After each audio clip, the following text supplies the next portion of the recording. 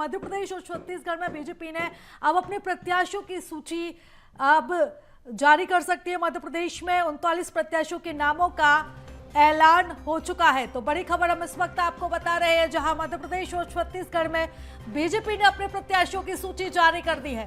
तो 39 प्रत्याशियों के नाम का ऐलान हो चुका है। इस वक्त की बड़ी खबर हम आपको बता रहे हैं, जहां मध्य प्रदेश और छत्तीसगढ़ में बीजेपी ने अब अपने प्रत्याशियों की सूची को जारी कर दिया है। तो पूरी खबर पर ज्यादा जानकारी लेंगे, हम विस्तृत चर्चा करेंगे। हमारे साथ स्टेट एडिटर शरद श्रीवास्तव जी जुड़ गए हैं। शरद जी, जैसा कि कल एक बड़ी बैठक थी और कयास ये लगाए जा रहे थे, अटकलें ये लगाई जा रही थी कि जल्द से जल्द अब नाम का ऐलान हो सकता है, और आज ये सूची जारी हो चुकी है। बिल्कुल ठीक कहा है आपने। और दरअसल ये जो पूरा घटनाक्रम हुआ, अगर हम आज देखें तो कह सकते हैं कि इतनी जल्दी सूची बीजेपी की जारी हो जाएगी, इस बात का शायद अनुमान नहीं था। लेकिन आपने बिल्कुल ठीक कहा कि कल जो दिल्ली में सीईसी की बैठक हुई बीजेपी की, क्योंकि उस बैठक में चुनाव से संबंधित ही चर्चाएं होती हैं, और अंतिम जो बॉडी है, जो कहते हैं मोहर लगाने वाली कोई सूची अगर बीजेपी की टिकट को लेकर तय होती है तो निश्चित ही उसमें चर्चा के बाद में ये सूची जारी की गई है। 39 नाम निर्धारित यानी कि तय कर दिए गए हैं जो विधानसभा में बीजेपी की तरफ से मैदान में होंगे। और ख़ास बात यह है कि इसमें कुछ ऐसे भी नाम हैं जिनको लेकर ये कहा जा रहा है कि पिछली बार वो ड्रॉप कर दिए गए थे वो नाम, लेकिन इस बार फिर से उनको टिकट दिया गया है। और बीजेपी की कोशिश ये है कि चुनावी जो जमावट है वो दरअसल इस लिहाज से की जाए कि अभी से उन चेहरों के नाम तय कर दिए जाए जिनको चुनाव में लड़ना है, ताकि वो अपनी तैयारी और प्रमुखता के साथ और दमदारी के साथ कर पाएं। जहां तक बात सूची की है, तो मैं ये सूची अगर पढ़ूं, और इस सूची में जो प्रमुख नाम है, क्योंकि 39 नाम हैं अलग अलग, तो सबलगढ़ से सरला विजेंद्र रावत को टिकट दिया गया है। सुमावली से एदल सिंह कंसाना को टिकट दिया गया है। ये जो नाम है वो दरअसल महत्वपूर्ण इसलिए भी हो जाता है कि एदल सिंह कंसाना वही है जब जो पार्टी, अगर आपको याद हो, जब सरकार बदली थी कांग्रेस से तमाम जो विधायक हैं ज्योतिरादित्य सिंधिया के साथ में कांग्रेस के बीजेपी में शामिल हो गए थे, उस वक्त में एदल सिंह कंसाना भी बीजेपी में शामिल होने वालों में थे। हालांकि वो बाई इलेक्शन हार गए थे। तो एदल सिंह कंसाना को दोबारा से टिकट दिया गया है, ये नाम दिया गया है। गोहद से लाल सिंह आर को टिकट दिया गया है। ये भी एक बड़ी खबर है, क्योंकि लाल सिंह आर को बीजेपी ने राष्ट्रीय अनुसूचित जाति का जो मोर्चा है उसका अध्यक्ष बना दिया था। और लाल सिंह आर का भी जो कहीं ना कहीं बात की जा रही थी कि जो बाई इलेक्शन वहां पर हुआ था उसमें भी एक चेहरा वो था जो कांग्रेस से बीजेपी में शामिल हुआ था। तो ये कहा जा रहा था कि क्या इनको टिकट मिलेगा या नहीं मिलेगा, ये सारी बातें थी। पिछोर से प्रीतम लोधी को टिकट दिया गया है। प्रीतम लोधी काफ़ी करीबी माने जाते हैं उमा भारती के भी, तो उनको इसमें टिकट दिया गया है। पिछोर से नाम है। चाचौड़ा से प्रियंका मीणा को टिकट दिया गया है। चंदेरी से जगन्नाथ सिंह रघुवंशी जो है उनको टिकट दिया है। बंडा से वीरेंद्र सिंह लंबरदार, महाराजपुरा से कामाख्या प्रताप सिंह, और छतरपुर से ललिता यादव को, ललिता यादव पहले भी मंत्री रह चुकी हैं बीजेपी में, तो उनको जो टिकट है वो दिया गया। छतरपुर से राज्य मंत्री थी, हालांकि वो पथरिया से लखन पटेल को टिकट दिया गया है। हालांकि यहाँ से ये जो सीट है वो अभी बीएसपी के खाते में है। गुन्नौर से राजेश कुमार वर्मा, चित्रकूट से सुरेंद्र सिंह गहरवार को टिकट दिया गया है। पुष्प राजगढ़ से हीरा सिंह श्याम जो है उनको टिकट दिया गया है। बड़वारा से धीरेन्द्र सिंह, बरगी से नीरज ठाकुर, और जबलपुर पूर्व से अंचल सोनकर को जो टिकट है वो दिया गया है। ये जो पूरी सूची मैं दर्शकों के लिए इसको पढ़ देता हूँ। शाहपुरा से ओम प्रकाश धुर्वे बड़े नेता हैं, ट्राइबल के नेता हैं बीजेपी के, उनको दोबारा से जो टिकट है दिया गया है। मंत्री भी रह चुके हैं पहले बीजेपी की सरकार में। बिशिया से विजय आनंद मरावी को टिकट दिया गया है। बैहर से भगत सिंह नेताम को दिया गया है, और लांजी से राजकुमार कर्राय। बरघाट से कमल मस्कोले जो है उनको टिकट दिया गया है। गोटे गांव से महेंद्र नागेश को टिकट दिया गया है। सौसर से नाना भाऊ मोहड़ को टिकट दिया गया, और पांडुरना से प्रकाश उइके को टिकट दिया गया है। मुल्ताई से चंद्रशेखर देशमुख जो है उन्हें टिकट मिला है, और भैंसदेही से महेंद्र सिंह चौहान को टिकट दिया गया है।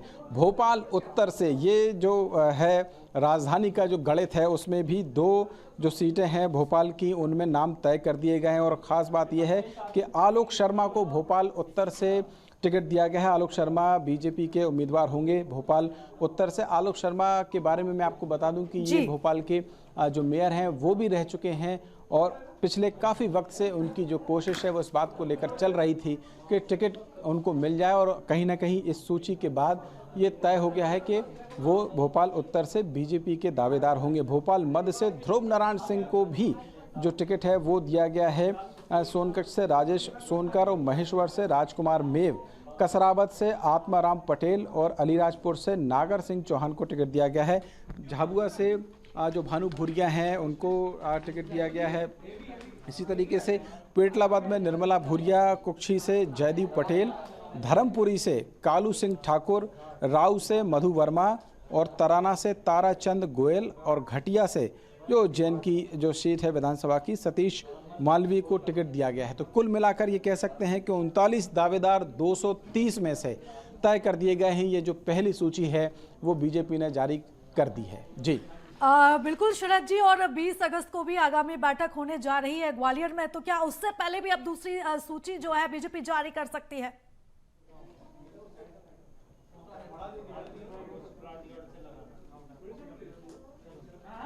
जी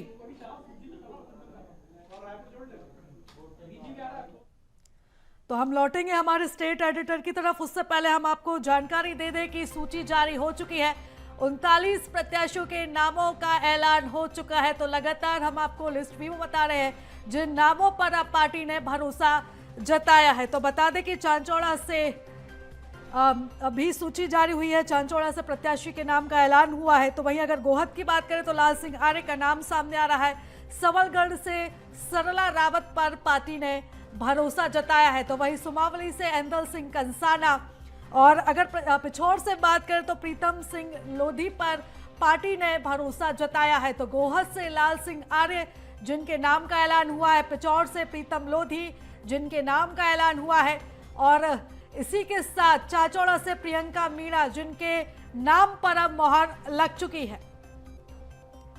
तो एमपी बीजेपी के 39 प्रत्याशियों के नाम का ऐलान हो चुका है और विधानसभा चुनाव के 39 प्रत्याशियों की सूची जारी हो चुकी है। बड़ी खबर हम आपको इस वक्त बता रहे हैं और लगातार वो नाम भी बता रहे हैं, वो सूची भी बता रहे हैं। तो महाराजपुर से कामाख्या प्रताप सिंह, इनके नाम का ऐलान हुआ है। महाराजपुर से हम नाम आपको बता रहे हैं और देखिए, सबलगढ़, सुमावली, गोहद, पिछौर, चांचौड़ा, चंदेरी, बंडा, महाराजपुर, छतरपुर, पथरिया, गुन्नौर, चित्रकूट, पुष्पराजगढ़, बड़वारा, तो ये प्रमुख सीटें हैं जहां पर प्रत्याशियों के नाम का ऐलान हो चुका है। और अगर भोपाल की बात करें तो भोपाल उत्तर, भोपाल मध्य से भी प्रत्याशियों के नाम का ऐलान हो चुका है। इसी के साथ धर्मपुरी से भी प्रत्याशियों के नाम का ऐलान हो चुका है। तो तस्वीरें हम आपको लगातार दिखा रहे हैं, सूची हम आपको लगातार दिखा रहे हैं जहां प्रत्याशियों के नाम का ऐलान हो चुका है।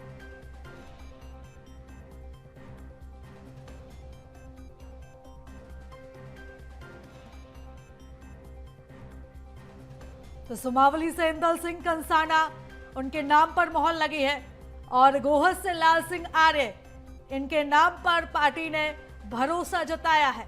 पिछौर से प्रीतम लोधी जो उमा भारती के करीबी भी माने जाते हैं, जिनकी बीजेपी में दूसरी बार वापसी भी हुई थी, और चांचौड़ा से प्रियंका मीणा, इनके नाम पर पार्टी ने भरोसा जताया है। चंदेरी से जगन्नाथ सिंह रघुवंशी, और इसी के साथ बता दें कि बंडा से वीरेंद्र सिंह लंबरदार, इनके नाम का ऐलान हो चुका है। और अब ये सभी प्रत्याशी चुनावी रण में अपनी पूरी तैयारी के साथ उतरेंगे। तो महाराजपुर से कामाख्या प्रताप सिंह, इनके नाम का ऐलान किया गया है।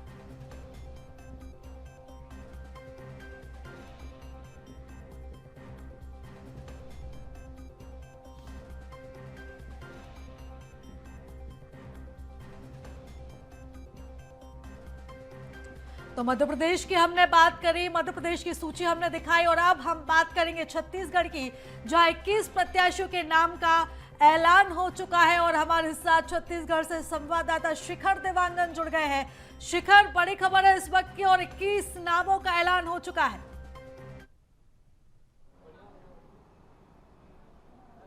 देखिए, छत्तीसगढ़ बीजेपी के जो उम्मीदवार हैं उसमें से 21 नामों की घोषणा जो है बीजेपी ने कर दी है। जिस तरह से बैठकें दिल्ली में हुई थी उसके बाद ये पहली लिस्ट जारी हो गई है, और जिस तरह से पहली लिस्ट जारी हुई है उसमें 2 नाम सबसे प्रमुख माने जा रहे हैं। पहला नाम जो है वो पाटन विधानसभा क्षेत्र से जो प्रत्याशी के रूप में जो है उनको उतारा गया है, और लोकसभा दुर्ग लोकसभा से वो सांसद के रूप में भी जो है लोकसभा में अपनी दावेदारी कर रहे हैं और विजय बघेल को जो है पाटन से उम्मीदवार बनाया गया है। मुख्यमंत्री भूपेश बघेल का विधानसभा क्षेत्र है और पाटन से इस बार विजय बघेल चुनाव लड़ते हुए नजर आएंगे। और इसके साथ ही अगर बात की जाए तो राम विचार नेताम को भी इस बार पार्टी ने भरोसा जताया है और राम विचार नेताम को जो रामानुजगंज सीट है वहां से उम्मीदवार बनाया है। बाकी जो चेहरों की अगर बात की जाए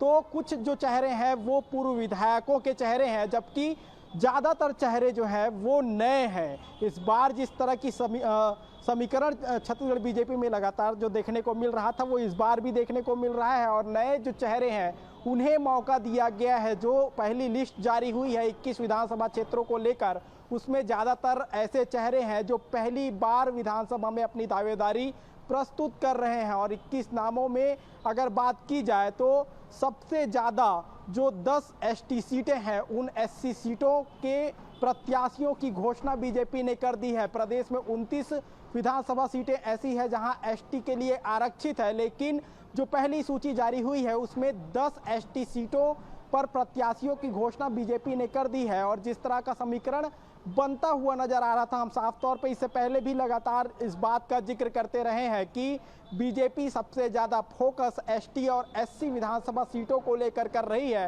और जो पहली सूची जारी हुई है उस पहली सूची में 10 एसटी सीटों में उम्मीदवारों की घोषणा बीजेपी ने कर दी है, जबकि एक एससी सीटों पर घोषणा हुई है। सबसे अहम बात अगर की जाए तो पाटन विधानसभा क्षेत्र जो है हाई प्रोफाइल क्षेत्र है, क्योंकि मुख्यमंत्री भूपेश बघेल यहां से वर्तमान में विधायक है और बीजेपी की जो पहली सूची जारी हुई है उसमें वर्तमान जो दुर्ग लोकसभा के सांसद विजय बघेल को इस बार बीजेपी ने पाटन की जिम्मेदारी दी है और पाटन से विजय बघेल इस बार विधानसभा चुनाव लड़ते हुए नजर आएंगे। साफ तौर पे कहा जा सकता है कि मुख्यमंत्री भूपेश बघेल के साथ सीधे टक्कर में विजय बघेल चुनाव लड़ते हुए नजर आएंगे। जी बिल्कुल शिखर, आप हमारे साथ बने रहिएगा, हम लौटेंगे आपकी तरफ और शरद जी मैं आपकी तरफ लौटूंगी और आपसे चर्चा को आगे बढ़ाऊंगी। जैसा कि आपने जिक्र किया और तमाम वो नाम बताए जिन प्रत्याशियों के नामों का ऐलान हो चुका है, तो आपसे ये भी समझना चाहेंगे कि कई ऐसे नाम हैं जिनका आपने जिक्र किया था, जिन पर लगातार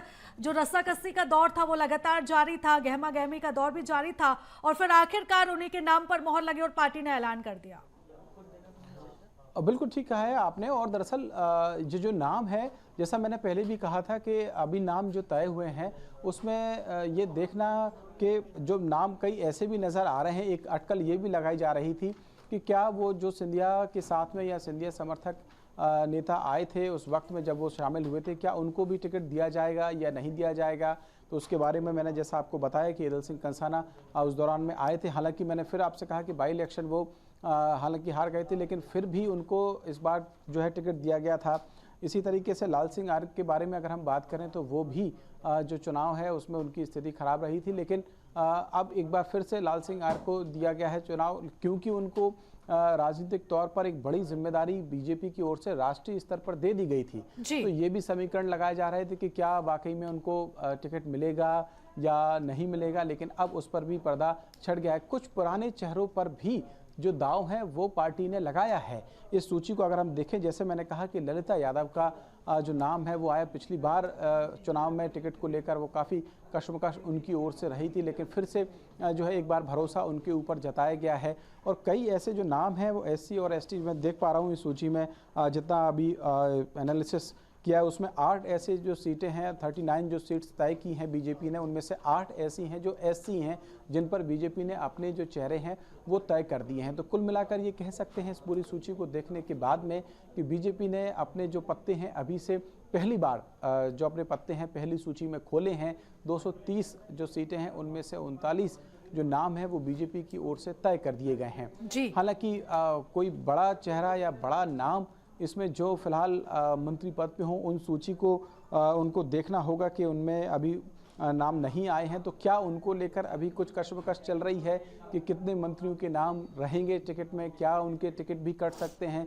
इन सारी बातों के जो एनालिसिस है वो जब अगली सूची बीजेपी की आएगी तब देखने वाली बात होगी। लेकिन जिस तरीके से बीजेपी ने फर्स्ट स्टेप आगे रखा है, एक बात कह सकते हैं, क्योंकि अभी तक कांग्रेस की कोई सूची आई नहीं है। बीएसपी ने ज़रूर अपने 7 या 8 उम्मीदवारों की सूची अभी हाल ही में जारी की थी। उसके बाद में बीजेपी पहली बार जो बड़ी जो सूची है, अगर कह सकते हैं बड़ी पार्टी की जो रसूख रखती है अपना सियासी तौर पर, सरकार में भी है, तो उनकी ओर से पहले ही अपने 39 नामों का ऐलान किया गया है। तो कहीं ना कहीं ये इस बात की ओर इशारा करता है कि बीजेपी फ्रंट फुट पर खेलने की तैयारी में है और उनमें से उन चेहरों को ये अभी से बता दिया गया है या तय कर दिया गया है कि वो चुनाव में रहेंगे और उनको चुनाव लड़ना है।